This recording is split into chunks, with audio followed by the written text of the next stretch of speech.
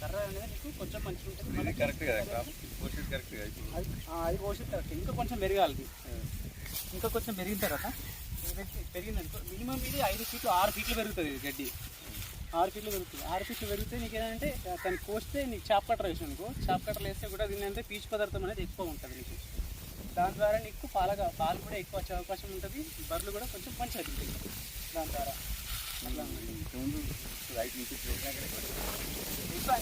ఎక్కువ హైట్ ఉన్నప్పుడు పెంచుకుంటేనే నేనంటే కెనే ఉంటుంది చూసిన, దాని ద్వారా నీకు మంచి బెనిఫిట్ ఉంటుంది.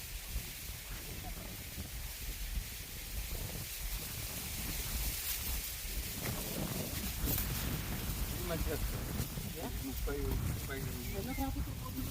30 2 అయితే 3 అంతా ఎక్కాల్సింది దీనికి. ఈ మధ్యనే మన ఎండలకు అయితే ఒకసారి ఏం చేయండి అంటే ఒకసారి నీళ్ళు తడి పెట్టండి, దీనికి నీళ్ళు పెట్టండి కొంచెం, ఓకేనా? నీళ్ళు పెట్టి ఫస్ట్ దీన్ని కోసేయండి. దీన్ని కోసేసాను, ఇది అయింది కదా, దీన్ని కోసేసి అంతా పక్కకు పడేసిన తర్వాత మళ్ళీ ఒకసారి మసాలా పోసేసి కొంచెం దున్నేసి నీళ్ళు పెట్టి, అప్పుడు అనేది క్రాప్ అనేది నీకు కొంచెం మంచిగా వస్తుంది. ఓకేనా సార్?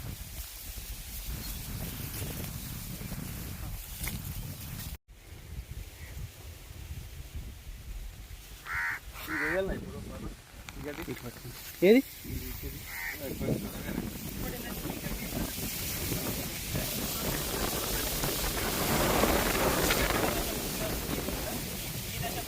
గడ్డి అనేది కొట్టడం స్టార్ట్ చేయాలి.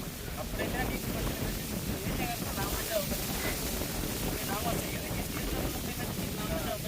చిన్న మొలకలు ఎక్కుతుంది కదా, ఈ మొలకలు ఏంటంటే ఈ మొలక ఏంటంటే దానికి పాయిజన్ అయ్యే అవకాశం కూడా ఉంటుంది. అట్లా హాస్పిటల్ కూడా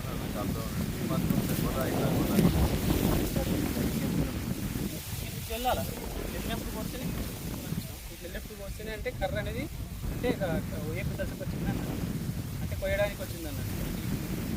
అట్లా నువ్వు మొలక దశలు ఉన్నప్పుడు కొయ్యద్దు, మేయపోద్దు కూడా దేన్ని అసలు. మినిమం 20 క్రాప్లు వస్తుందా? 3-4 క్రాప్లు వస్తుంది. 2 రకాలు ఉన్నాయి అన్నట్టు. మధ్య సన్నగా పోసింది ఒక రకం ఇక్కడ దాకా. ఇదేమో 30 క్రాప్లు వస్తుంది. 30 క్రాప్లు వస్తుంది.